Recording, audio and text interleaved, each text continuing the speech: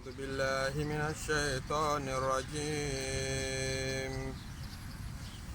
بسم الله الرحمن الرحيم.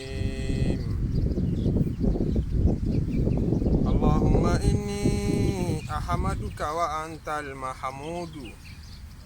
وأنت للحمد أهل، وأشكرك وأنت المشكور وأنت للشكر أهل.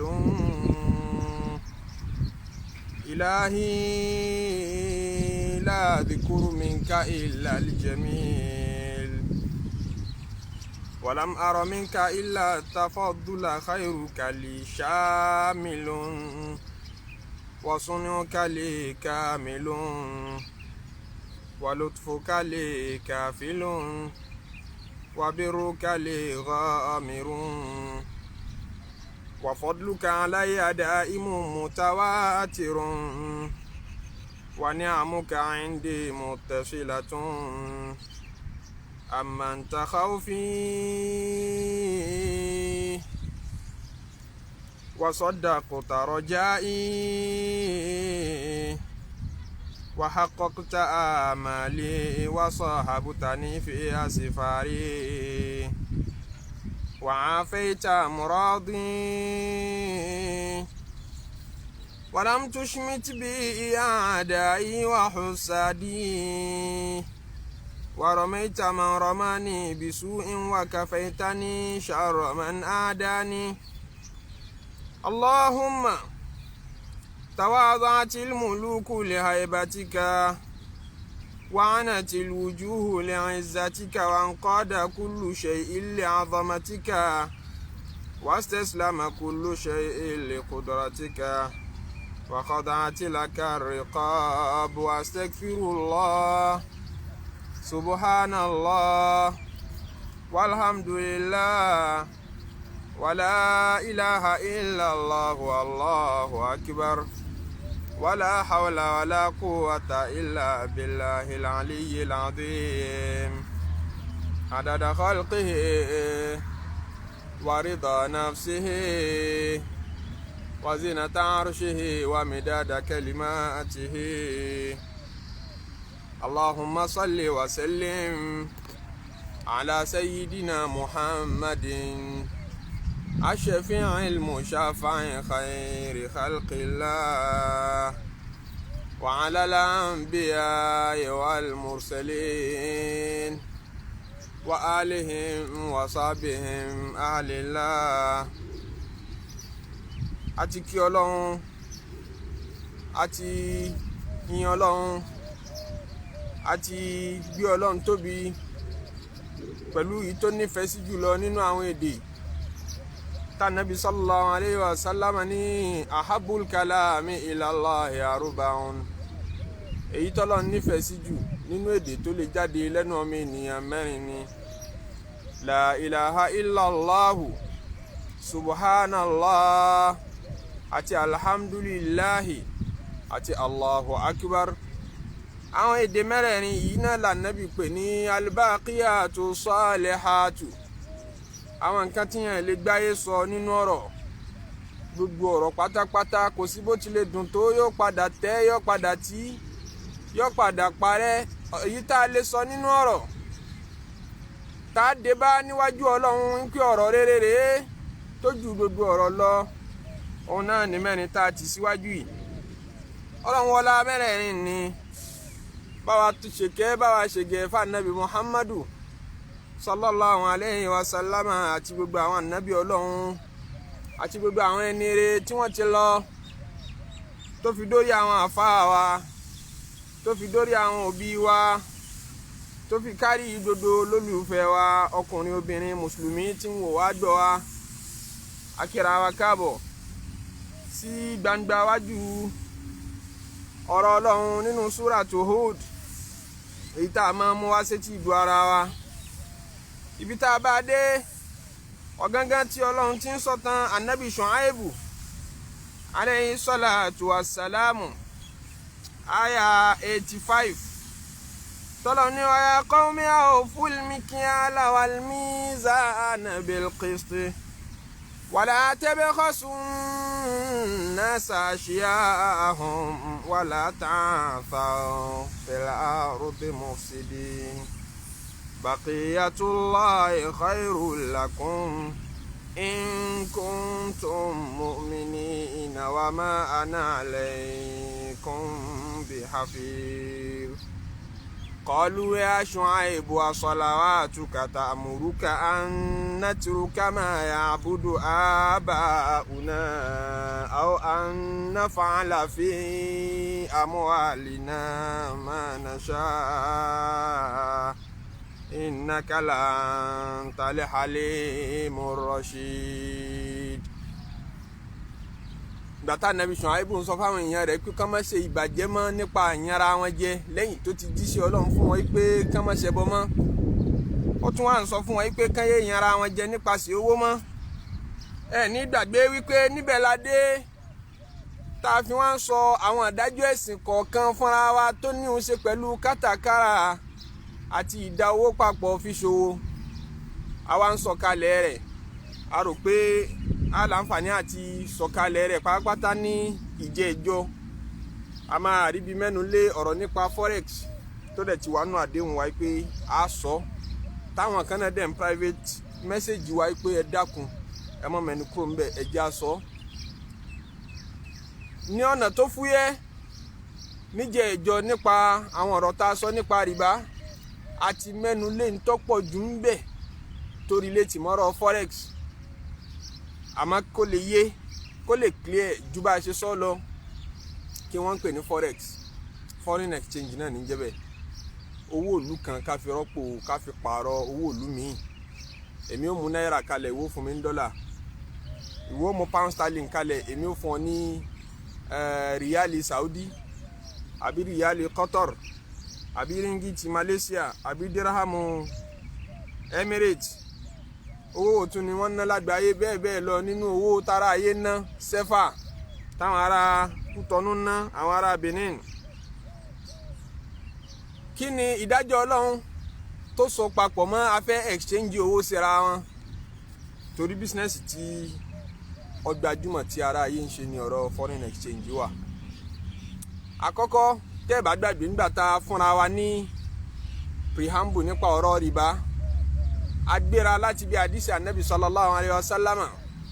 tó sọ pé adhahabu bil dhahabi wal fiddatu bil fiddati bí ẹ bá fẹ́ exchange gold sí gold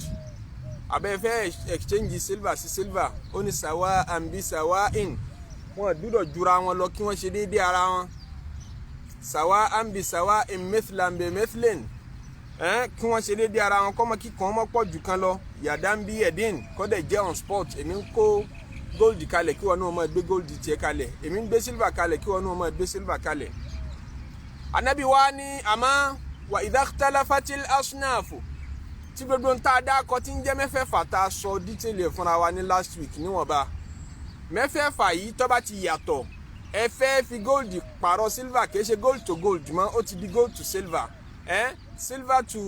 ẹja sọ pé anything pé ẹ fẹ́ fi gold ra ẹ fẹ́ fi ra date làbídùn ẹ fẹ́ fi gold ra iyọ̀ ẹ fẹ́ fi nǹkan tí kò jọra wọn nínú mẹ́fẹ̀ẹ̀fà yìí ẹ fẹ́ fi exchange ara wọn. Anabi sallallahu alaihi wasallam ní fabiyan kayfa shi'tum ẹ̀ta bó bá ṣe wọ̀nyí dandan kọ́ ni kó ṣe déédéé ara wọn mọ́ kó ṣe déédéé ara wọn yẹn májẹ̀mú yẹn ẹ lè já jùlẹ̀ àmọ́ yádàm bí yẹ́dìm májẹ̀mú kejì tí ń jẹ́ kó ṣẹlẹ̀ lọ́n sport yẹn òun sì ṣe pàtàkì ń tiẹ̀ èmi ò kó náírà kalẹ̀ ìwọ kó dọ́là kalẹ̀ lẹ́ẹ̀kan náà aṣọ reason tí náírà dọ́là àti gbogbo àwọn kọ́rẹ́nsì wọ̀nyẹn tá a fi gbé wọn lórí gold àti silver nítorí sàmánìyà dà wọ́n papọ̀ báyé ṣe ń fi gold àti silver ra nǹkan níjọ́ náà lọ́hùn láyé tá Nábì sallallahu alaihi wasallam sọ̀rọ̀ yìí iná láyé ń fi dọ́là àti náírà ra ọjà lénìí àjá sí pé dodo dájọ́ tó apply lórí gold àti silver ní àsìkò Ànábì sallallahu alaihi wasallam nípa kátàkárà àti zaka gbogbo ẹ̀ náà ló apply lórí gbogbo currency tí ayé ná lénìí nítorí pé njọ́ tá bẹ̀rẹ̀ sí ní ná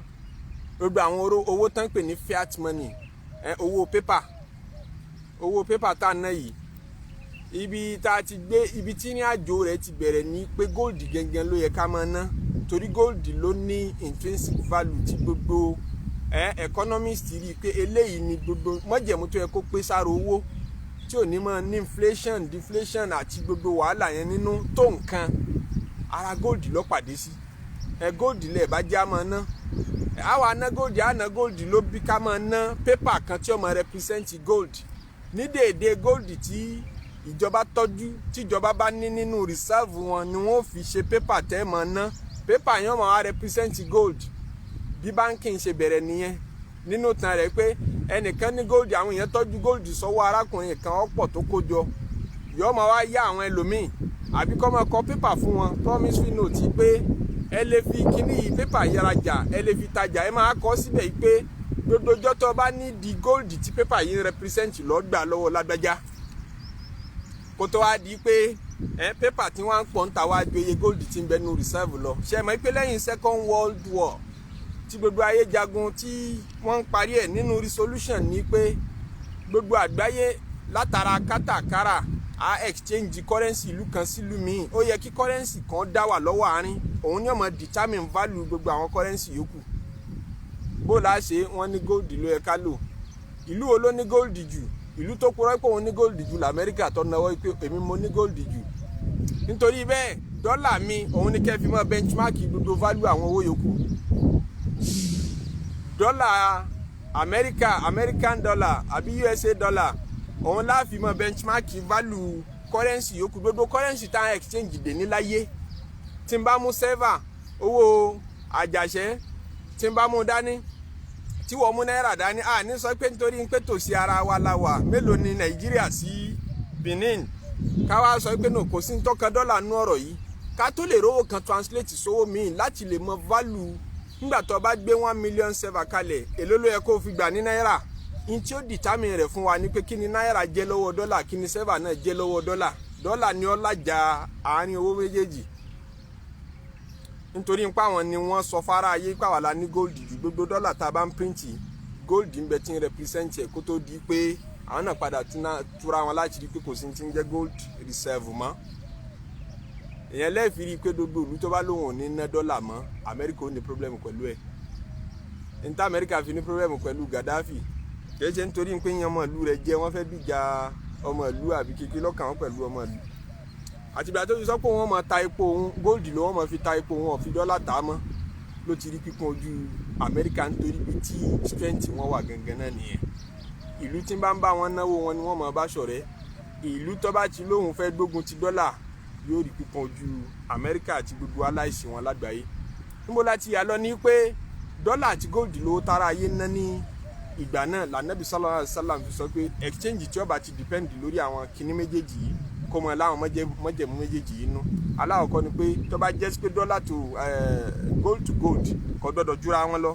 ẹ sì gbọ́dọ̀ deliver rẹ̀ fúnra yín on spot tó bá jẹ́ pé ó ti yàtọ̀ síra wọn gold to dollar gold to silver ni ó lè jura wọn lọ dandan kọ́ ni kó ṣe déédéé ara wọn mọ́ àmọ́ kó jẹ́ on spot ẹ deliver rẹ̀ fúnra yín lẹ́ẹ̀kan náà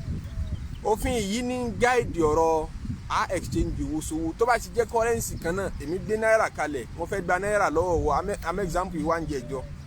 nítorí bóyá mo lóde ṣe mo fẹ́ mọ náwó àbí nítorí ìdí mi sí kejì náà mo nídìí kí n ṣẹ́wó sí kéékèèké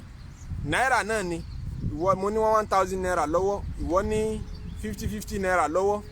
àmọ́ gbogbo iye tí mo nídìí 10,000 naira náà ni tí mo fẹ́ ṣẹ́ ìwọ náà sì ní 10,000 naira owó yẹn ṣe kélekèlé ó ti pọ̀ jù lọ́wọ́ rẹ ó fẹ́ reduce ẹ̀ sí 1000 naira kó lè fúyẹ́ lápò rẹ èmi fẹ́ kó pọ̀ lápò tèmi torí mi fẹ́ lọ náwó yàlàyàlà lóde àwa exchange 10,000 tí ń bẹ lọ́wọ́ tèmi tó jẹ́ 1000 mẹ́wàá màá kó fún ọ màá fi gba 50 naira 100 naira àbí 200 naira tí ń bẹ lọ́wọ́ tiẹ̀ tóun náà kú sí 10,000 ṣé mọ̀ pé currency kan náà lájọ exchange kò sábúrú ń bẹ kó ṣàṣe déédéé ara wọn kó má jura wọn lọ ká dẹ̀ deliver rẹ̀ fúnra wa lẹ́ẹ̀kan náà àmọ́ tí wọ́n tí o fẹ́ fún mi ní denominator kékeré bá sọ wípé tó bá yẹ pé fẹ́ lọ náwó yẹn lóde ni èmi náà ní kó fún yín lásán bẹ́ẹ̀ o èmi náà jèrè o yìí tó fi wá kó 10,000 fún mi ó wá fún mi ní ó fún mi 9,000 naira àbí 9,500 ó ní 500 di difference ibẹ̀ náà lè de tiẹ̀ náà rìbá lọ ń jẹ o obìnrin tí máa ń firú rẹ̀ jẹun kọ́lọ̀ jáwọ́ ń bẹ̀ oúnjẹ haramu ni anabi sallallahu alaihi wasallam ó guide Bilal nígbà tí ànábì rán Bilal ń ṣe kó gba zaka ó wá gba zaka làbídùn làwọn ń pè àwọn ará ilẹ̀ Haúsá ní dàbínù ní ọ̀rẹ́ ká mọ̀ pé ó ti gbajúmọ̀ pé làbídùn ni gbogbo àwọn tá à ń bá sọ̀rọ̀ náà ti mọ̀ pé làbídùn ni date tá a máa jẹ tá a máa sábà fi sínú tí àwọn Haúsá máa tà nílẹ̀ Yorùbá yẹn ńlọ́pọ̀ lèso tó pọ̀ jù ní Madina ní máa wù ní Madina àwọn èèyàn á fẹ́ yọ zaka wọn á fi làbídùn sàárà Bilal wá gbàjọ pọ̀ àmọ́ quality irú àwọn yìí torí gbàjọ quality wọn lò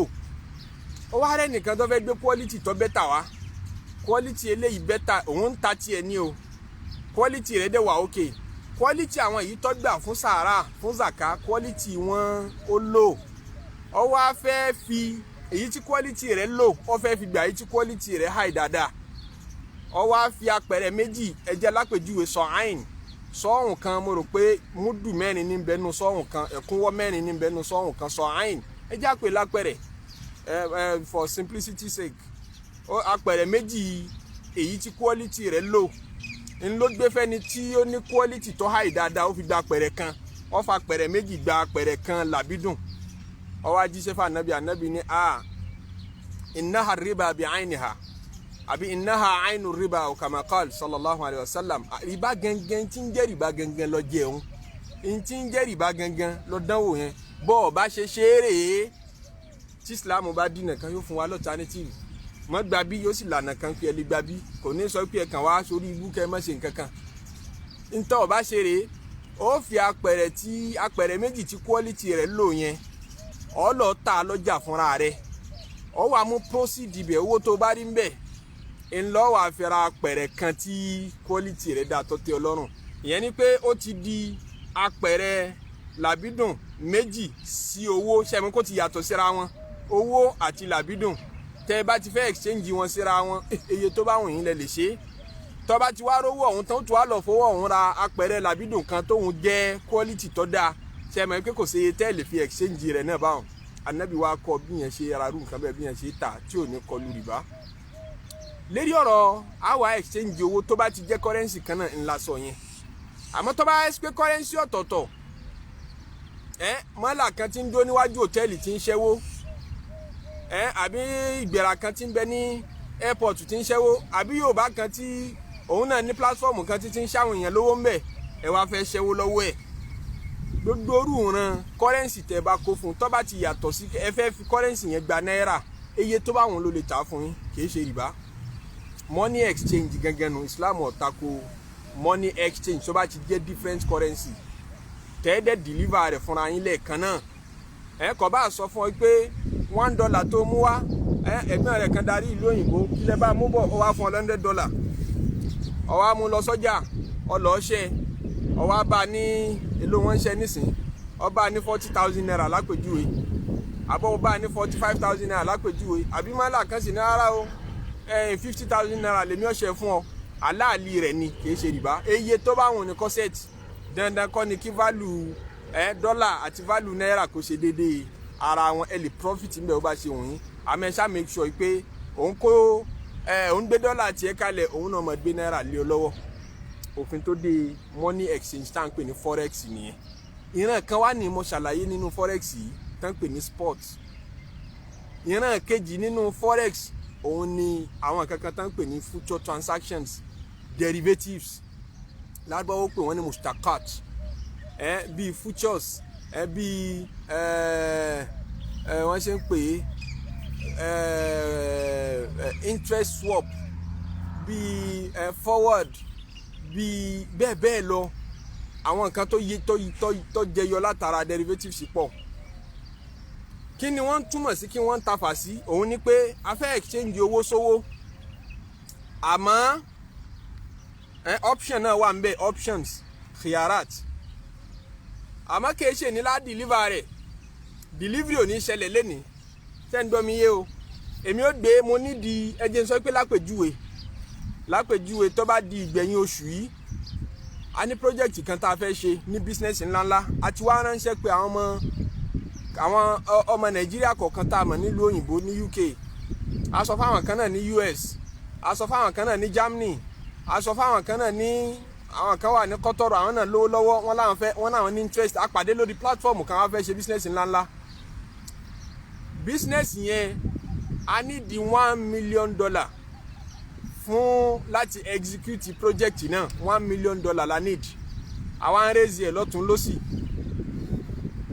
níjọ́ tá ń determine èló ni project yẹn máa cost wa calculation wa estimation wa ní pé láti lè parí project yìí a ní di 400 million naira a ní di 400 million naira láti lè execute project yìí properly èló ni 400 million naira jẹ́ ní dọ́là a gẹ́gẹ́ bí current market rate èló ni wọ́n ń ṣe dọ́là ní Nàìjíríà lọ́wọ́ báyìí wọ́n ń ṣe ní 400 naira lápèjúwe $1 ṣe déédéé 400 naira àwa estimate gbogbo interfere fi ṣe project ní sí 400 million naira ìtumọ̀ rẹ̀ ni pé ní dọ́là a ní di $1 million àwa aránṣẹ́ pé kálukú wá ń fowó ránṣẹ́ wọn ń dáwó ẹ̀mí wa balẹ̀ pé tí ó bá fi di ìgbẹ̀yìn oṣù tówó yẹn ó pè sí wa lọ́wọ́ ẹ̀mí wa balẹ̀ pé owó yẹn máa pè sí wa lọ́wọ́ yẹn $1 million àmọ́ ní ti ń já wa láyà ní pé tí ń gbà tí ó bá fi di ìgbẹ̀yìn oṣù tààrà owó yẹn gbàjọ lọ́wọ́ kálukú tá a bá fẹ́ ṣẹ́ owó nígbà náà ǹjẹ́ rètí dọ́là sí náírà ò ní ti yí padà tí ó ti lọ di bí bóyá bí 350 naira $1 ó ti di 350 ntọ́ bá mú $1 di 350 nígbẹ̀yìn oṣù ìsúnmọ́ ẹ̀ ní pé 1 million táwọn èèyàn bá dá fún wa tá a bá ṣe 350 million láàrin bẹ́ẹ̀ á ní shortage 50 million naira ìmbo láti fẹ́ rí 50 million naira tá a fi cover ọ̀gángán yẹn nínú project wa tá a fẹ́ ṣe tá a bá wá da 350 million sérí project tá a ń bá a lọ tó wá kù 50 million tí project yóò fi parí ṣé ká tún wá padà sọ́dọ̀ àwọn èèyàn tán rèézi fọ́ǹdì yìí pé ẹ dákun o a tún ní di 50 million ṣé wọ́n ní pè wá ní scammers kí ni ká wá ṣe báyìí o ẹ̀rù sì ń bà wá pé fluctuation ń ṣẹlẹ̀ láàrin náírà àti dọ́là àmọ́ tí ó ṣẹlẹ̀ tí ó bá fi di parí oṣù a wá lọ sọ́dọ̀ big brother ìyẹn báǹkì àwọn tí wọ́n ń ṣe bí àbáwọn ẹlòmíràn tó ń ṣe business foreign exchange ń pé tó bá di ìgbẹ̀yìn oṣù yìí a ní di náírà wọ́n lè lò ní náírà tẹ́ a ní di 400 million naira a sì fún yín tó bá di ìgbẹ̀yìn oṣù yẹn immediately náà là á fún yín ní $1 million ìyẹn ni pé a fẹ́ exchange owó a fẹ́ wá ṣẹ́wó lọ́wọ́ yín nígbẹ̀yìn oṣù yìí in a simple language a fẹ́ wá ṣẹ́wó lọ́wọ́ yín a mú $1 million wá a dẹ̀ fẹ́ kí $1 million ó ṣe déédéé 400 million naira regardless ìdodo tó bá jẹ́ exchange rate tí ń bẹ lọ́jà nígbà náà ṣe mọ̀ pé ìrújú ti wà ń bẹ̀ báńkì abẹ́nitẹ́ lọ́ọ́ bá tó fẹ́ ṣẹ́wó fún yín nígbẹ̀yìn oṣù kò mọ iye tí rèètì dọ́là máa jẹ́ nígbà yẹn àwa náà mọ iye tí rèètì dọ́là máa jẹ́ nígbà náà ló já lọ́ọ́ bá òun ti wá ní gẹ́gẹ́ bí bísínẹ́sì tiẹ̀ tó ń ṣiṣẹ́ foreign exchange tó ń ṣiṣẹ́ forex òun lè predict gẹ́gẹ́ bí ẹni tó ti pẹ́ nínú ọjà tó dẹ̀ jẹ́ sí pé iṣẹ́ rẹ̀ ti ń ṣe nu àwọn treasurers ní báǹkì wọn máa ṣe àwọn lè predict wọ́n mọ kí ló likely kó ṣẹlẹ̀ n ti ń dájọ́ kí foreign exchange àbí kí owó rate máa yí padà bóyá foreign reserve country central bank ń sẹ́tì wọ́n ti lè predict kí ló possible kó ṣẹlẹ̀ látara prediction wọn á sọ fún yín pé ẹ wò ó nígbẹ̀yìn oṣù tẹ́ fẹ́ wá yìí owó tẹ́ need 400 million naira ni ẹ sì lè fẹ́ fún wa ní $1 million ẹ wò ẹ jẹ́ interest tá a fi ṣe fún yín tó bá dìgbà náà ní 400 naira per $1 a máa ṣe $1 fún yín ní 390 ṣe mọ̀ pé dodo kí ní ìrújú àánú ọmọ ṣá lose ní àbí a profit ẹ̀yin náà ọmọ ṣe lose àbẹ́ profit a máa ready láti take risk yẹn ń já yín láyà àwọ̀ wà bá yín gbé ìjayà yẹn kúrò ẹ má worry gbogbo tó bá wù kí rètí ọ jẹ́ nígbẹ̀yìn oṣù gbogbo tó bá wù kó jẹ́ rètí dọ́là nígbẹ̀yìn oṣù vis-a-vis náírà a máa ṣe fún yín ní 390 ẹ̀yin náà wà gbé yẹ̀wò pé ok nínú project tá a fẹ́ ṣe tá a ní di 400 million tá a bá kó $1 million fún wọn nígbẹ̀yìn oṣù tán bá fi fún wa ní 390 million naira ó sún project débi tó lálùbáríkà náà 10 million shortage nìkan láyàn láàkàn ní ó bá làákà ìmójú kákó dọ́là yẹn dání lọ fúnra wa tó bá jẹ́ sí pé àfẹ́ ṣe nígbà náà kó ti wá lọ di bíi 350 àmọ́ ní shortage 50 million lẹ́bàá torí bọ̀ báńkì náà huru rísìkì kan sórí àbẹ́ni tó bá ń ṣẹ́ owó tó fẹ́ bá ń ṣẹ́ owó nígbẹ̀yìn oṣù rísìkì tó rù sórí ni pé tí rètí dọ́là bá lọ wálẹ̀ àti rètí náírà tí wọ́n fi ń ṣẹ́ dọ́là bá appreciate tó bá tí value náírà bá ti lọ di bí 350 nígbà náà báńkì náà lose bí 40 million naira. tó bá lọ jẹ́ sí pé rate that is tí náírà bá appreciate tí náírà bá wá depreciate further tí náírà tí wọ́n ń ṣẹ́ náírà ní bóyá 450 naira vis-a-vis $1 báńkì ó máa wá ru profit nígbà náà torí 390 ni ó deliver fẹ́yìn margin tí ń bẹ́ẹ̀ tí ń jẹ́ 60 naira ní ó jẹ́ profit báńkì. ìyẹn ni pé nígbẹ̀yìn oṣù nígbà tó dìgbẹ̀yìn oṣù tí $1 million naira $1 million tẹ́fẹ́ rèézì wọlé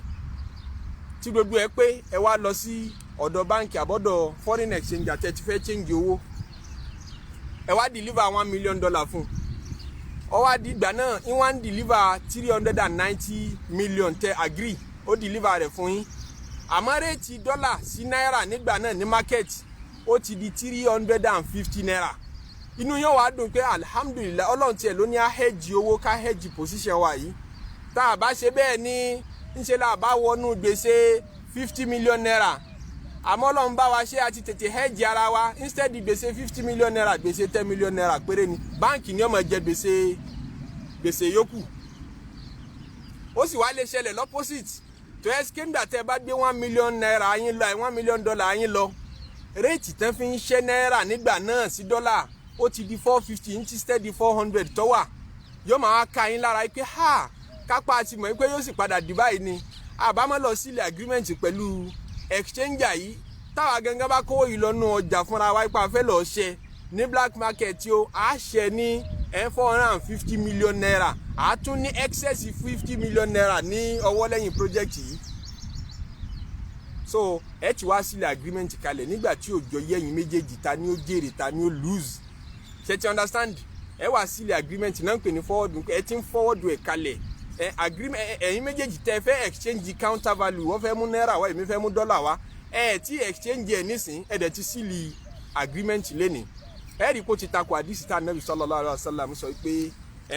ẹ bá ti fẹ́ exchange owó tí ò jọra wọn báyìí kẹ́ ẹ ṣe iye tó bá wùn yín réètì tó bá wùn yín ni ẹ lò àmọ́ yadan bí yẹ́dẹ̀ kó jẹ́ on spot ìwọ́n máa gbé tiẹ̀ kalẹ̀ báyìí kémi náà máa gbé tèmi kalẹ̀ kó máa jẹ́ forward ìyẹn ló fà ọ̀gángán yìí futures options àtàwọn bẹ́ẹ̀ bẹ́ẹ̀ lọ nínú àwọn derivatives kò bá Islam mu àmọ́ tí ń jẹ́ forex tó bá jẹ́ tó ní sport pé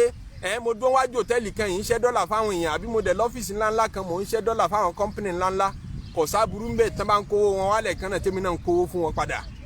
wọ́n kó náírà wá mo kó dọ́là fún wọn wọ́n kó dọ́là wá mo kó náírà fún wọn àjọ ń ṣe bẹ́ẹ̀ kò sábúrú ń bẹ̀ iye tó bá wùn mí mo lè profit ń bẹ̀ àmọ́ tó bá ti jẹ́ sí pé a máa ṣe forward àbí futures mustaqbaliyat derivatives èèyàn ní ó jẹ́ haramu nínú Islam nítorí pé nǹkan kan tá a tún pè ní bẹ́ẹ̀hùn dẹ́yìn bí dẹ́yìn bẹ́ẹ̀ bẹ́ẹ̀hùn káàlì bí káàlì tọ́lá anabi sallallahu alaihi wasallam náà à ń bẹ́ẹ̀hùn dẹ́yìn bí dẹ́yìn anabi ní ẹ yéé fi gbèsè ra gbèsè mọ́ gbèsè lèmi tí mo sọ fún ọ pé màá fún ọ ní $1 million tó bá dìgbẹ̀yìn oṣù gbèsè ní nítorí mi ò tí ì fún ọ lẹ́nìí adẹ̀ ti sign contract lẹ́nìí ìwọ náà fẹ́ fún mi ní náírà 400 million naira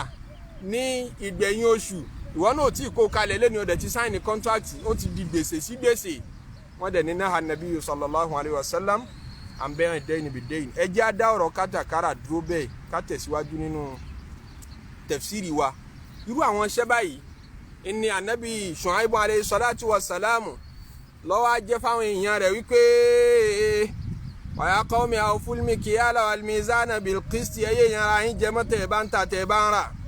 wala tabkhasu an-nasa ashya'ahum ẹ̀yẹ yẹn àwọn èèyàn jẹ́ mọ́ wala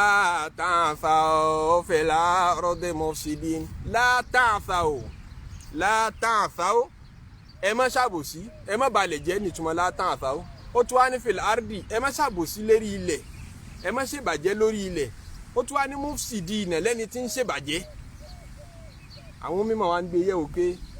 n tán pè ní tautology tó lóyìnbó máa ń pè ní tautology tekrar àbí alhashu nínú èdè Lárúbáwá àbí al-itnab ká sọ̀rọ̀ kọ́rọ̀ kọjá bó ṣe yẹ ká lo word tí ń túmọ̀ kankan náà ká máa repeat ẹ̀ tẹ́sí pé tẹ́lẹ̀ kejì tẹ́ ń repeat yẹn alákọ̀ọ́kọ́ náà ti yanjú ẹ̀ kí lè tẹ́ tún mú ẹlẹ́ẹ̀kejì wá láì fi ni nínú ọ̀rọ̀ sísọ kọ́ máa sọ̀rọ̀ ó ti gbọ́rọ̀ kalẹ̀ ó tún wá mú èdè kan náà wá tí ó tún nǹkan kan náà ló ń sọ lòún repeat láì fi ni lọ́dọ̀ àwọn tán mọ̀rọ̀ sọ. ǹjẹ́ látàn sáfìl ardi tọ́lọ̀mbá ní ẹ má bilẹ̀ jẹ́ ìtumọ̀ yẹn ti clear ó tún ní mufsidina lẹ́ni tí ń ṣèbàjẹ́ kí la tún fẹ́ derive ń bẹ̀ nítorí gbọdọ̀ ní reason kan tọ́lọ̀ ń tún fẹ́ ká mú ń bi wọ́ọ̀dù kejì tí ọba jẹ́ bẹ́ẹ̀ ni kò tún ní lò ó torí tó bá lò ó bẹ́ẹ̀ láì fi ní ọmọ jẹ́nu èdè ọlọ́run ò sì ní sọ̀rọ̀ kọ́ mọ́ sàǹfààní ń bẹ̀ wọ́n á ní mufsidina ẹlẹ́ẹ̀kejì yẹn Imam Fakhruddin Razi ó ní mufsidina ẹlẹ́ẹ̀kejì yẹn ní túmọ̀ tiẹ̀ tó yàtọ̀ síta lákọ̀ọ́kọ́ látàn sáfìl ardi ẹ má ṣe bàjẹ́ lórí ilẹ̀ mufsidin láti corrupt ẹlòmíì ẹ má practice corruption láti corrupt ẹlòmíì kò sẹ́ni tí wọ́n yàn jẹ tóun náà ní ronú bóun ṣe máa yan ẹlòmíì náà jẹ ìran àyàn jẹ ni ẹ rí i pé nígbà tá a wà níléèwé àwa wà ní àwọn ọmọ stúdẹ̀ǹtì SS3 pẹ̀lú SS2 wọn kì í sábà rẹ tó fi mọ́lé kéwù náà ẹ bá wà ń sálísù sánáwì àtàwọn ọmọ sánáwì ẹ ní gbọ́ra yín yé ẹ bá àjọjọ́ rẹ tímọ́tímọ́ láti pìlẹ̀ wá kí ni wọ́n fà ní pé ṣẹ́rọ ọmọ SS2 tí wọ́n bá ti wọ àpèjúwe tí ó sún máàna tí Imam Fakhruddin Razi ń sọ bí tí ó sún mọ́tò sí mọ́mọ́ wa o ọmọ SS2 tí wọ́n bá ṣẹ̀ṣẹ̀ wọ SS3 tí wọ́n gbé àṣẹ ètò iléèwé lé wọn lọ́wọ́ ní pé ìwọ ló mọ jẹ́ line keeper àbí kí la máa ń pè ẹni tí ó mọ arrange assembly keeper àbí nǹkan kan ìwọ ló jẹ́ kinní kan ìwọ ló jẹ́ oríṣiríṣi àwọn prefect tí wọ́n máa ń yàn wọ́n á fìlì pa àwọn ti lágbára àwọn ọmọ SS2 àwọn kẹ lágbájá ọ̀rẹ́ mi tímọ́tímọ́ ìwọ kẹ ọmọ ìwọ náà mẹ́gbà káàkiri ọ̀gbádùn fa so ojú yẹn máa wà ń bẹ̀ pé níwọ̀ náà àárín fìyàn máa wá yọjú ọmọ SS3 ó máa kẹ ẹ̀ńgbà tá a wájọ́ rẹ̀ ni kọ́ máa fọ́ pa ìdá mi lójú òun náà wàá fẹ́ agbára yẹn ó gùn ẹ fi wá rí i pé àárín wọn kì í sábà rẹ̀ ntí ọmọ SS3 bá wá ṣe fẹ́ SS2 ọmọ SS2 náà ní lọ́kàn tóun náà bá dérí ipò yẹn pé òun náà ṣe bẹ́ẹ̀ fún ọmọlẹ́yìn òun pé àbí kí wọ́n fàgbà ṣe tó tayọ ká máa fi yan ní jẹ látàn àfáwọ́fì láàrídì mufsidina má yàn jẹ torí ẹni tó bá yàn jẹ náà ẹ ti gbin corruption sí nínú làákàyè yóò máa wọ ẹni òun yàn jẹ ni ẹni tẹ́ bá tiẹ̀ jẹ́ òun náà bá tẹlòmíì jẹ́ bọ́ọ̀mù ènìyàn ṣe sábà ronú nìyẹn tí depression bá kọlu ẹlòmíì ntòkù ni pé kó máa ronú bóun ó ṣe báyé jẹ́ nbẹ náà àtàn dé bọ́ǹbù mara tí wọ́n ṣe rádaràda káàkiri yẹn tó yẹ pé àìmójútó wọn tíjọba náà ò ti mójútó wọn àbílẹ̀ mu àwọn fún rádaràda tán ṣe o àmọ́ ìjọba tí ò mójútó àwọn èèyàn tí ò ṣe employment tí ò kódà a rí nínú rìpọ́ọ̀tù pé owó tí wọ́n ń san fáwọn ẹlòmíì tán dé bọ́ǹbù mara wọn lára káàkiri ní Maiduguri owó kékeré kan ni wọ́n fẹ́ lómi 20,000 naira wọ́n fẹ́ lómi 30, 40, 50 owó kéékèèké ni wọ́n ń san fún wọn pé lọ́ọ́ bọ́ǹbù bí báyìí owó kékeré ó ti pẹ́ nú òṣì ó ti pẹ́ nú fìtínà ó ti pẹ́ nú ìdààmúdààbò nínú fìtínà yẹn lọ́wọ́ àtẹnìkan ti fi 20,000 tàbí òkè kí wọ́n fi ń tẹlòmíì tán fi ń bóbìnrin míì sùn tí ń ṣaṣẹ́wó 10,000 naira 5,000 naira so látàn àfáwọ́fẹ̀ àrídì mufsidin gbogbo sísítẹ́ẹ̀mù àwùjọ ọmọ ènìyàn jọ máa rẹ̀spọ́ǹdì síra wọn ni tẹ́ ẹ bá ti gbé àbòsí wá lọ́gẹ́gẹ́ yìí ọmọ ènìyàn náà ronú àbòsí tí ó kàńtà rẹ̀ bábòsí ó ṣe máa wá pọ̀ ẹni ẹ bá bà ló kọjẹ́ òun náà ronú àti gbẹ̀yìn náà ló kọjẹ́ ẹni ẹ bá sọ ọ̀rọ̀ burúkú sí òun náà ronú àti sọ yìí tí ọbẹ̀ yìí náà ló jẹ́ fún yín ẹni ẹ purọ́ mọ́ náà ó purọ́ mẹ́lòmíì bí àwùjọ ṣe máa wá bàjẹ́ ní tẹ́ bá ti rẹ́ ẹni tó kọ́kọ́ bẹ̀rẹ̀ lẹ́fi tètè gbọdọ̀ gbà lọ́wọ́ mú ẹnìkan tó kọ́kọ́ bẹ̀rẹ̀ ìbàjẹ́ tètè dì í lọ́wọ́ mú tẹ́ ẹ bá ṣe bẹ́ẹ̀ yọ corrupt àwọn ẹlòmíì àwọn náà jáde láti fẹ́ fight ẹ ìbàjẹ́ làwọn náà fi fight ẹ ìbàjẹ́ wà di méjì yóò di mẹ́ta yóò máa pọ̀ sí wọ́n ní túmọ̀ rẹ̀ pé látàn àtàwọn fil ardi mufsidin ẹ yé ṣèbàjẹ́ lórí ilẹ̀ mọ́ ọlọ́run wa ní baqiyatullahi khairul lakum anabi Shuaibu ń sọ fáwọn ìjọ rẹ̀ wípé baqiyatullahi tẹ́ bá tajà tẹ́ bá rajà tó bá yẹ pé díẹ̀ náà làlálì income torí tó jẹ́ halal kékeré ni jẹ́ kí kékeré yẹn ó tó ọ torí èyí tó pọ̀ nínú azìkí tí ó mú owó wìrìwìrì wá ọwọ́ àṣetánì àti ibi ẹ̀ṣẹ̀ lọ́pọ̀ sí baqiyatullahi khairul lakum tó bá jẹ́ díẹ̀ náà lọ́sẹ̀kùn bí aláàlí tó bá rí jẹ tó bá yà ti já láàlí ẹjọ́ tẹ́ yín lọ́rùn khairul lakum ó lóore fún yín aláìlí tó bá lálùbáríkà ó wúlò ju haramu tọ́pọ̀ tí ó sá àlùbáríkà ń bẹ lọ. tọ́ ẹlòmíì yọ mọ̀ dá láàmú pé ṣé kò wọ́n wá fi iṣẹ́ yìí lẹ̀ ní iṣẹ́ yìí wọ́n mọ̀ rí owó burúkú ń bẹ wọ́n mọ̀ rí owó gidi ń bẹ. ọlọ́ni baqiyatullahi èyí tó bá ṣẹ́kù tó bá jẹ́ kékeré nínú èrè gidi èrè tó já láàlí wallahi khairul lakum ó lóore fún yín kuntum ta'lamun tó bá yẹ sí pé mọ̀ àbí in kuntum mu'minina tó bá yẹ sí pé ẹni ìgbàgbọ́ tó yè kóró bẹ́ẹ̀. lọ́gàngán yẹn ẹ jẹ́ ń pìtàn àwọn ọmọ Ísírẹ́lì kan Suratul Baqara tí gbogbo wa mọ̀ yẹn Suratul Baqara súra màálù súra káò. ìtàn màálù yẹn gẹ́gẹ́ bó ló ṣe jẹ́ ta ló ní màálù nínú ìtàn tó mú ọgbọ́n tó mú làákà ìdání púpọ̀ ni ìtàn yẹn wà tó yẹ ká gbé yẹ̀wò. Imam Ibn Kathir pa al-Imam al-Qurtubi pa Fakhruddin Razi pa àwọn afún tafsiri tàn pa ìtàn náà pọ̀. wọ́n ní bàbá kan bẹ nígbà tí bàbá yẹn ń bẹ láyé ó jẹ́ ní ire olùjọsìn Ọlọ́run ni kì í sì jẹ́ haram inú tó fi sin Ọlọ́run tó fi súnmọ́ Ọlọ́run ni pé òun ò ní fẹ́ nu òun kan haram àmọ́ ẹnu wọn tọ́lọ̀ ń bá ní kó wọn nínú aziki kọ́lọ̀ ń bá wọn fa àlùbáríkà sí àlùbáríkà ju kówó pọ̀ lọ o. ó wá bímọ ọmọ kan ṣoṣo ló bí láyé ọmọ náà ń bẹ lọ́mọ kékeré bàbá yẹn fàyè lẹ̀ gbogbo tí bàbá yẹn wá ní sẹ́mọ̀ pé wọ́n ló ti tọ́ kì í lẹ́ni gbogbo tó ní pátápátá tó lè náwó sí pé property mi rèé kò kọjá màálù kan ṣoṣo péré ló ní. ó wá sọ àsọkalẹ̀ fún ìyàwó ẹ̀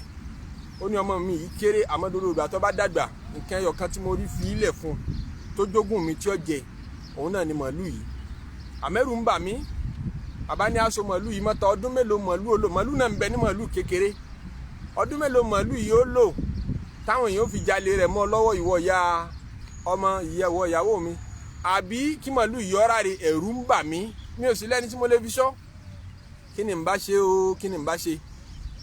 ẹ dákun a bá wáyàn tá a bá rólò tọmọ Ọlọ́run kọ́ fún rẹ̀ sọ́lọ́run ò lè bá mi ṣọ́ ni lọ́ba ronú kó wọn fi màálù rẹ̀ ṣọ́ Ọlọ́run. ọwọ́ amú wọn ló mú màálù lọ sínú igbó kan igbó náà lámì ó dẹ̀ ló kọ àwọn èèyàn dá àmọ́ pé igbó báyìí ọwọ́ amú màálù lọ síbẹ̀ Ọlọ́run màálù lẹ́m̀bẹ̀ ọwọ́ aṣàdúrà ọ̀bẹ lọ́wọ́ ni màálù yìí Ọlọ́run astaudi'uka ka hadhihi al-baqara ọwọ́ Ọlọ́run mo tọ́jú màálù yìí sí wọ́n mọ̀ pé tí wọ́n bá tọ́jú sọ́wọ́ ọwọ́ Ọlọ́run kì í ráre màálù yìí mo fẹ́ kọ́ wọnú igbó yìí lọ́dọ́dọ́ ìgbà tọ́mọ mi bá dàgbà tó bá tójú bọ́ màálù nǹkan ṣoṣo tí mo lè sọ pé mo fi ilẹ̀ fọmọ mi náà ni Ọlọ́run bá ń ṣúgbà màálù yìí nǹkan kan gbọ́dọ̀ ṣe kọ́mọ mi ó sì rí ìdé bá kó sì ṣàǹfààní ńbẹ̀ mo tọ́jú ẹ̀ sọ́wọ́ Ọlọ́run Ọlọ́run sì gbà á Ọlọ́run sì bá tọ́jú ẹ̀. wọ́n ní bàbá náà ṣe bẹ́ẹ̀ ó fàyè lẹ̀ ó wá sọ àsọkalẹ̀ fún ìyàwó rẹ̀ pé gbogbo ọjọ́ tọ́mọ mi bá dàgbà tó bá ti dẹni tó dá nǹkan mọ̀ júwe inú igbó báyìí fún kó lọ béèrè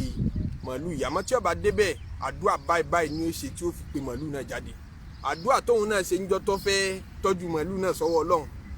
ó fi àdúrà náà lélẹ̀ ó fi sọ́wọ́ ìyàwó rẹ̀ pé tọ́mọ mi bá dàgbà kọ́mọ mi ládùúà yìí tó bá ti dẹnu ọ̀nà gbó yẹn kó ṣàdúrà yìí màálù yẹn jáde sí toró dáhùn lójú pé òun ò ní tọ́jú nǹkan sọ́wọ́ Ọlọ́run kọ́ra yìí bí Ànábì Musa alayhi salatu wassalam náà ṣe tọ́jú Musa sọ́wọ́ Ọlọ́run jọ tó sọ sódò tọ́lọ́ ní jù sódò fẹ̀mí balẹ̀ ìyá tó bí Musa Sámírì yìí náà bóun náà ṣe lọ́ọ́ tọ́jú rẹ̀ sérí àpáta tó lóun tọ́jú ẹ̀ sọ́wọ́ Ọlọ́run tọ́lọ́ ń ṣe ní kí Jibrilu máa lọ́ọ́ tọ́jú ẹ̀ ń bẹ́ nǹkan kan lọ́dọ̀ ṣe arákùnrin yìí wá trust Ọlọ́run òun náà gbé màálù lẹ̀ òun tọ́jú ẹ̀ sọ́wọ́ Ọlọ́run nǹkan kan lọ́dọ̀ ṣe. wọ́n nígbà tọ́mọ wa ń dàgbà Ọlọ́run wá ní kọ́mọ náà jọ bàbá rẹ̀ nípa àjọsìn wọ́n ní alẹ́ rẹ̀ mọ́júmọ́ yóò dá sí mẹ́ta yóò fi ìdá kan nínú ìdá mẹ́ta ìní yóò fi tọ́jú màmá rẹ̀ pé kí tí màmá rẹ̀ yóò fi sùn lọ kò ní sùn ọláàánú òbí ọmọ rere ni lọ́dọ̀ màmá ẹ̀ tí màmá rẹ̀ bá wá sùn ńlòun ló ṣẹ̀ṣẹ̀ wá sùn ó di ìdákejì òru tó bá sùn fún ìdákejì òru ìdákẹta òru yóò fi ṣe náfìlà fọ́lọ́run bí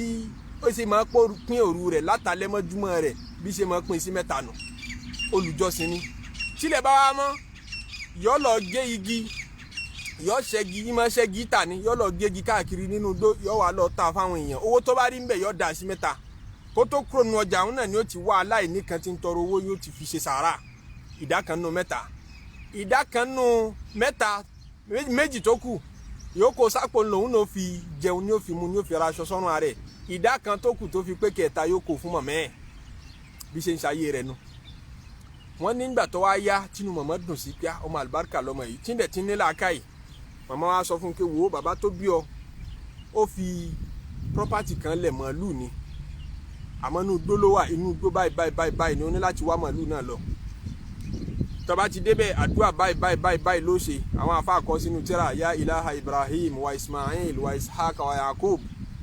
ọba tí ọjọ́ lọ́wọ́ ọba Ismail, ọba Ibrahim, ọba Ishaq tá a tọ́jú màálù yìí sí lọ́dọ̀,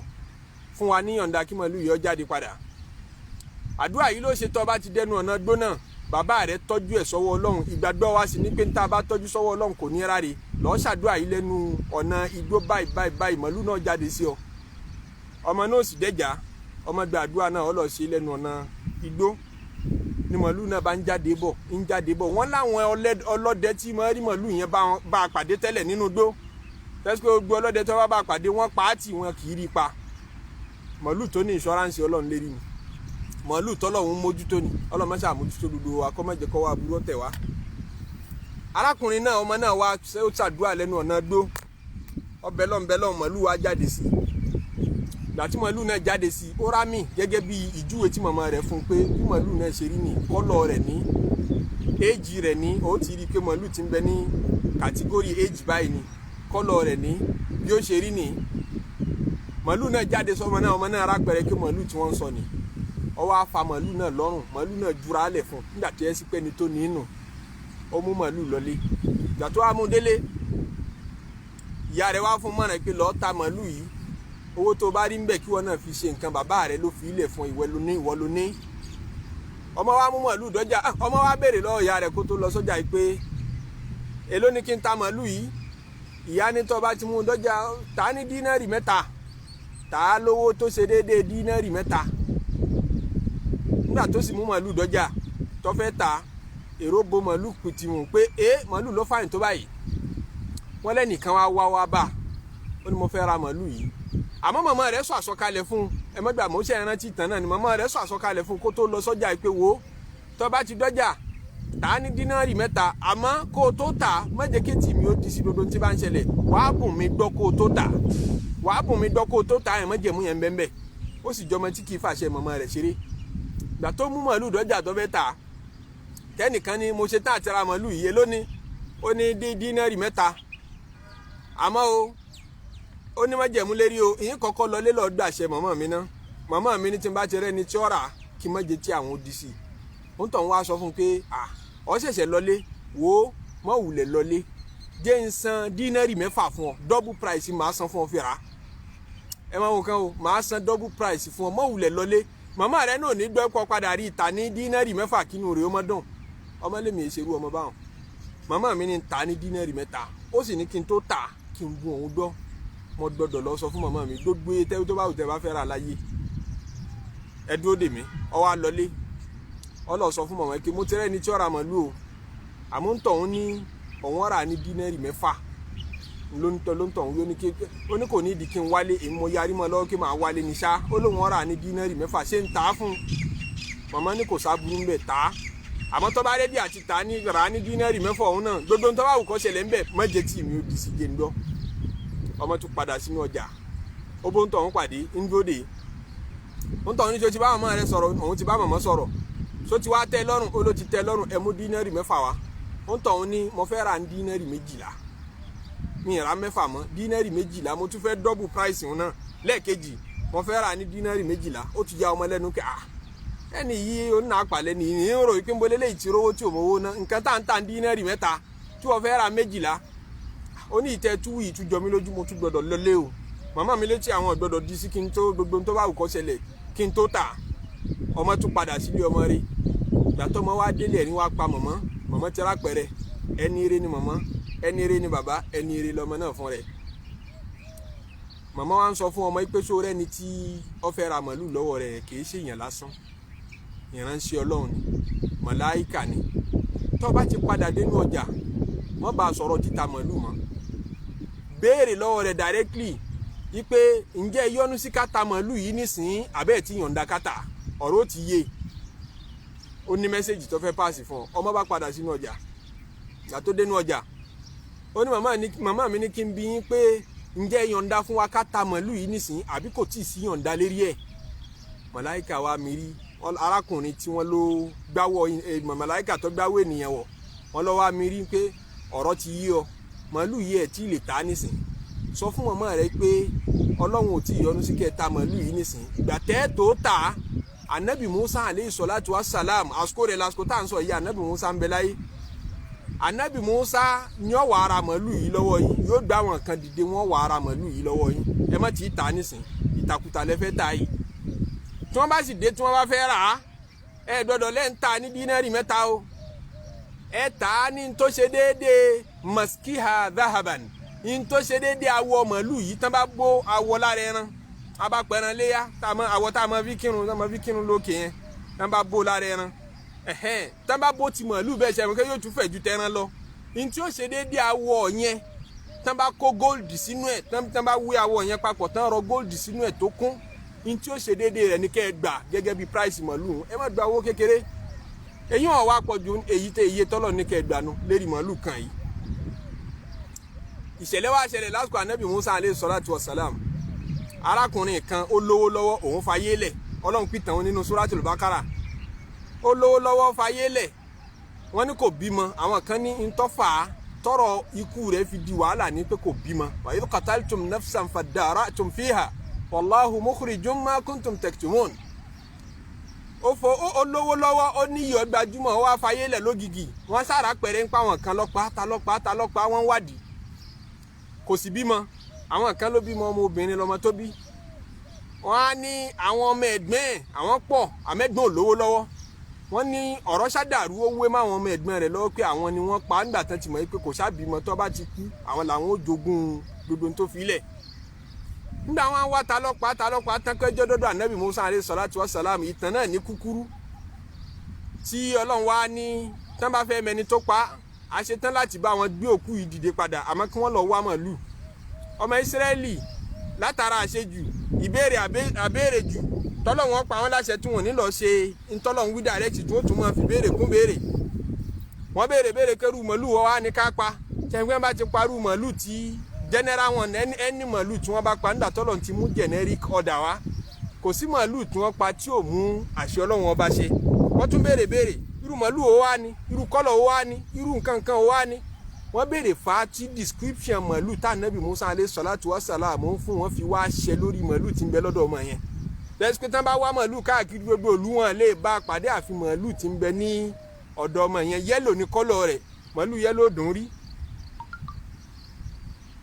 èjì rẹ̀ wọ́n ní kò gbọ́dọ̀ jẹ́ màálù tí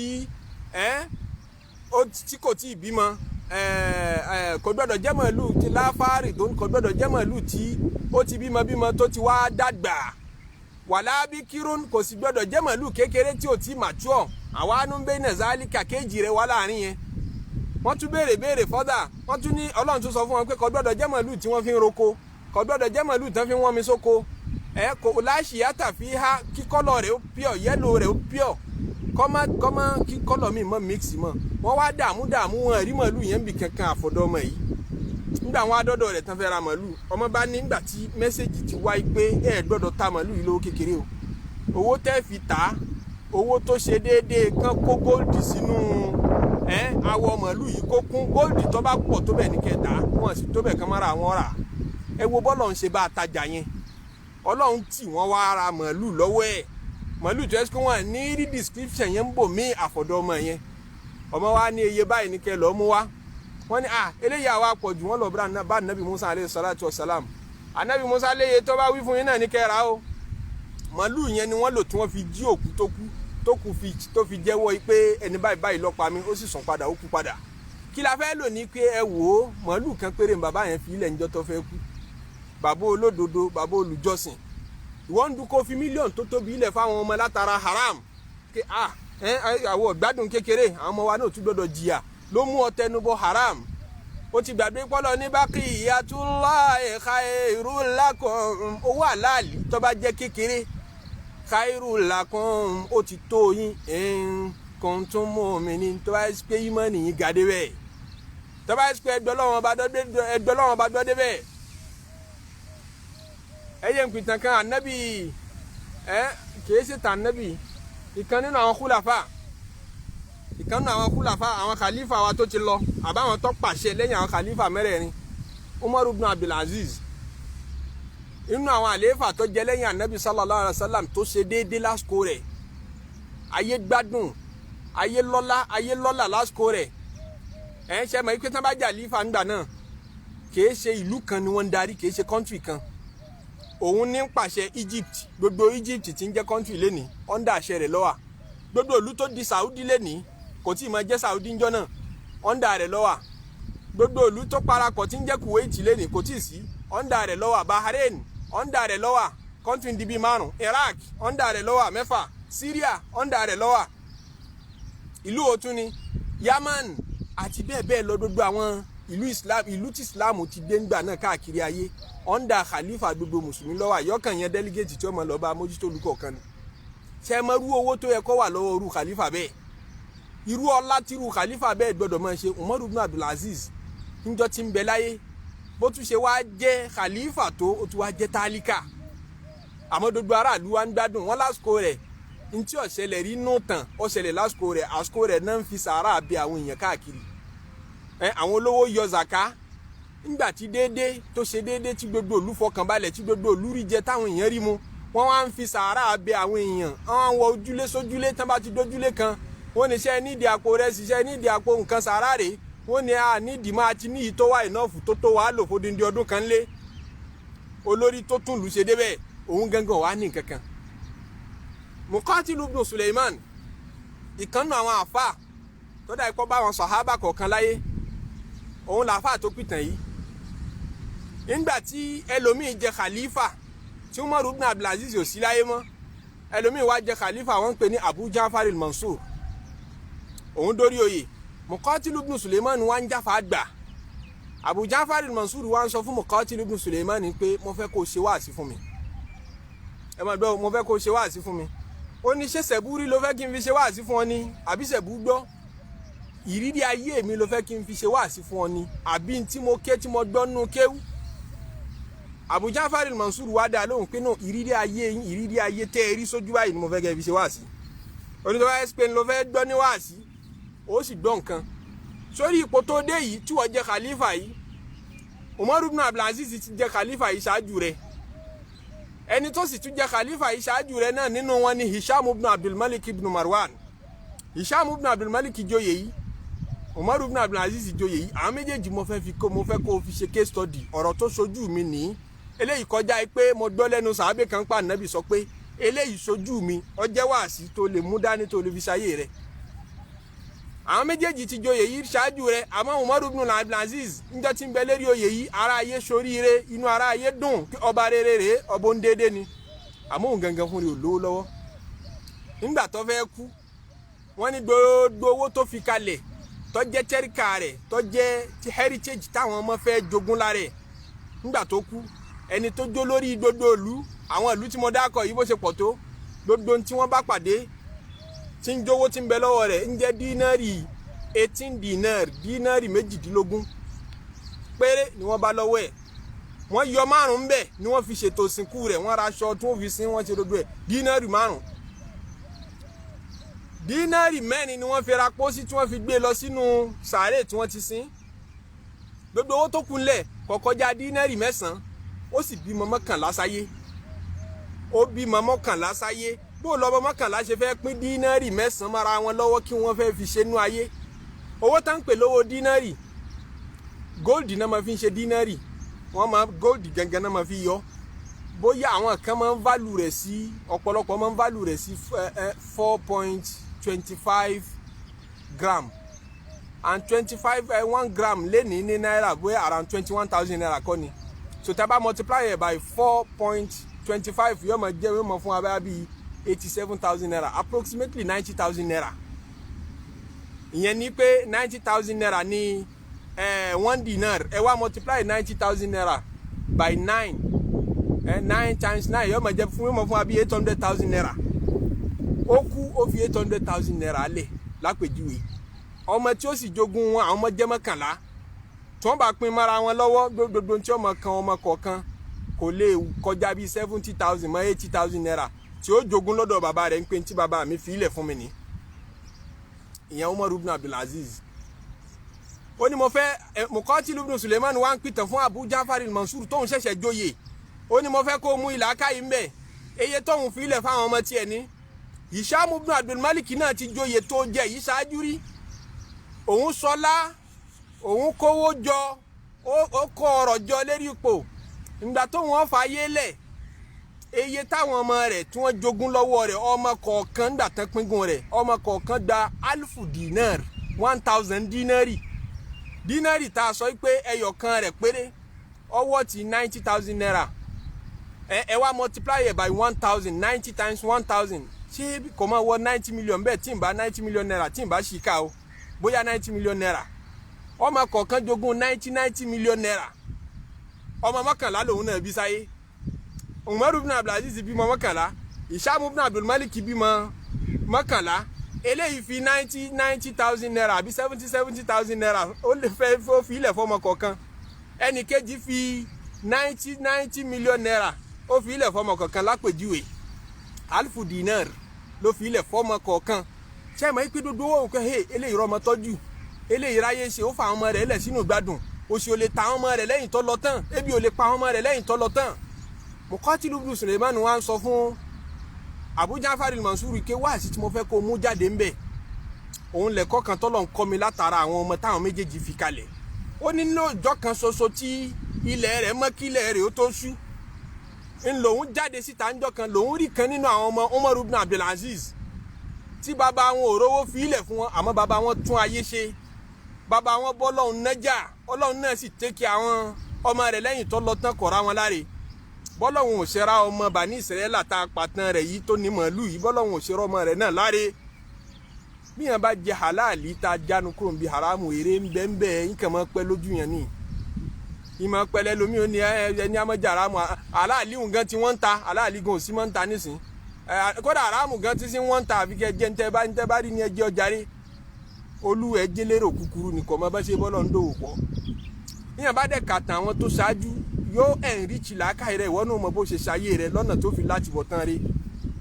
o ní bá wọn nájà wàràwàrà o ní bá wọn nájà tí ó dé wìtìwìtì lẹ́ẹ̀kan náà tí ò ní pẹ́ parẹ́. Muqatil ibn Suleiman ó ní mo jáde ńjọ́ kan mo wá rí kan nínú àwọn ọmọ tí Umar ibn Abdulaziz fi ilẹ̀ sáyé ń sì ń donate ẹṣin tó lé ní 100 ẹṣin 100 ní ń donate fáwọn tán lọ sí jihad ṣé mo ń pẹ́ṣin owó ẹṣin kan kì í ṣe owó kékeré láyé jọ̀wọ́n àtàyè sí náà ó lówó lọ́wọ́ lẹ́yìn ikú bàbá rẹ̀ ọlọ́run ti enrich rẹ̀ bàbá tó ẹ́sìpé 70,000 naira ló fi ilẹ̀ fún ọlọ́run ti wá dúró táwọn ọmọ gbàdúrà ó fàlùbáríkà sówó yẹn ó ti dúró ó ti dìgbà mọ́ wọn lọ́wọ́ ìkànnù àwọn ọmọ yẹn wá ń donate ẹṣin 100 fáwọn tí ń lọ sí jihad. Muqatil ibn Suleiman ni mi ò tí ì wọlé níjọ́ náà eré ìrìn yẹn náà mo wà tí mo fi ya ọjà mo sì bá kan pàdé nínú àwọn ọmọ Hisham ibn Abdul Malik tí ń tọrọ bára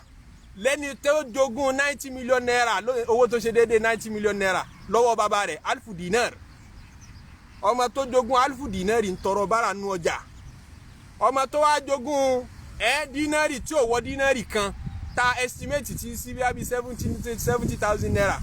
ọlọ́run ti wá enrich owó náà ti lálùbáríkà ìjọ mélòó síra wọn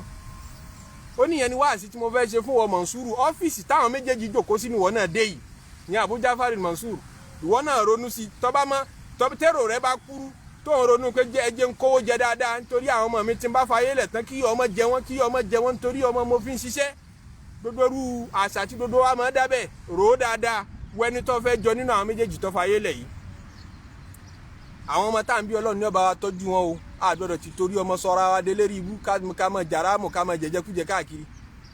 àgbọ̀dọ̀ ti torí aya sọra wa délé rí ibú ká mọ jẹjẹkújẹ mọ wọ́wọ́kúwò mọ wáwàkúwà káàkiri ìyàwó tó fi ilẹ̀ tán lẹ́yìn tí wọ́n wáwàkúwà tó ti ń lọ rojọ́ rẹ̀ lọ níwájú Ọlọ́run tó bá fi ilẹ̀ sáyé tán yóò tún fọkọ míì kódà tó bá fọkọ mi ò lè wá discover pé àṣé mistake mo ṣe ń bẹ̀rẹ̀ ayé mi ẹni tó yẹ kí n kọ́kọ́ fẹ́ nìyí ó dá lórí bẹ́ẹ̀dì ju ẹni tí mo kọ́kọ́ fẹ́ tẹ́lẹ̀ lọ tiẹ̀ bọ̀ níbi tó wà ọ̀pàdá ẹni tó ti torí rẹ̀ sọ́ra rẹ̀ dọ́mọ náà òun ti ń bá yé tiẹ̀ lọ ti ń gbádùn ó tún ṣe rọ́kùnrin míì tó bẹ́ tà wọ ìwọ sì sí ń lọ ṣèṣirò níbi tó wà lọ́hùn láfi ní ẹja wówó lọ́nà tó dùn mọ́ Olúwa ẹjẹ́ awówó lọ́nà tó dùn mọ́ Olúwa owó àbòsí tá ń jẹ ní ọjà dùn àwa ọgbà ẹjẹ́ awówó lọ́nà tó dùn mọ́ Olúwa mímọ́ lolúwa kì í gbà ń tó lẹ́gbìn o mímọ́ lolúwa kì í gbà ń tó lẹ́gbìn ẹ sọ fóní rìbá tí ń ṣe sàrà ẹ sọ fàlábòsí tí ń ṣe sàrà mímọ́ lolúwa kì í gbà ń tó lẹ́gbìn. Ànábì Ṣuaibu wa ní bakiyatullahi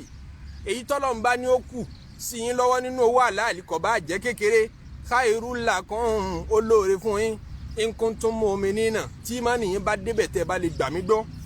àmọ́ o wa ma ana alaykum bi hafiz mò ń jíṣẹ́ Ọlọ́run fún yín ní àmẹ́nìkan ti pa ẹgbẹ́ àwọn afáyí jẹ́ ọ̀rọ̀ tán sọ ti lé jù kíníkan haramu kíníkan àmú wọn ti pa o tọba jára àmọ́ ọba jálá àlí òórì tọba díjọ́ alkiyama àmọ́ yóò ti pẹ́ jù wa ma ana alaykum bi hafiz àmẹ́nìkan ti pa àṣìṣẹ́ nìkan lọ́wọ́ lẹ́sẹ̀. Qalu ya Shuaibu asalatuka ta'muruka an natruka ma ya'budu aba'una aw an naf'ala fi amwalina ma nasha innaka lantal halimur rashid. Tó bá di mẹ́jọ pẹ̀lú ògo Ọlọ́run á tẹ̀síwájú àsìkò ti pé tá bá tún ní amẹ́nulé àyà tó tẹ̀lé ọjọ́ lọ Ọlọ́run gbogbo yìí tá a ti ṣì jẹ tá a ti ṣì mu nínú haram má ṣàforí rẹ̀ jìn wá gbogbo ẹni tí ń jẹ lọ́wọ́ Ọlọ́run má ṣàfi tó lóore jùlọ nínú halal Ọlọ́run má ṣàfi rọ́pò fún wa má wàá já jí ayé o má já jí àlùkìyámà má já ti torí pa fẹ́ jẹ halali ká máa wá pọ́n láṣọ Ọlọ́run má já dààmú má já fìtínà má já dààmú ká tó rí jẹ má já fìtínà ká tó rí mu gbogbo ẹni tí ń fìtínà lọ́wọ́ Ọlọ́run bá wa fi ìdẹ̀kùn sínú ọ̀rọ̀ wọn gbogbo ẹni tó jẹ gbèsè Ọlọ́run bá wa san gbogbo ẹni tó kọ́lé láàbọ̀ Ọlọ́run bá wa parí ẹ̀ gbogbo ẹni tó ṣẹ̀ṣẹ̀ fẹ́ dáwọ́ létí Ọlọ́run bá wa kọ́ gbogbo ẹni tí ń wáyàwó ẹni tí ń wọ́mọ ẹni tí ń wọ́kọ Ọlọ́run má ṣàdùn gbogbo wa nú ọlọ́jà ṣàṣeyọrí nínú Islam ká wúlò láyé ká wúlò fúnra wa ká wúlò fẹ́bí ká wúlò fara ká wúlò fún gbogbo ìjọ Islam ká wúlò fọ́lọ́run bá a dijọ́ alkiyama ká bá yọnu wọ́lọ́run ọba pàdé ká wà lìjẹ́nà kọ́ mọ́ sí wa lọ́mọ náà o mọ́ sí wa lẹ́nu ìbínú wọ́lọ́run ọlá la ilaha illallah ọlá Muhammad rasulullah ọlá subhana rabbika rabbil izzati amma yasifun wa salamun ala al-mursalin walhamdulillahi rabbil alamin.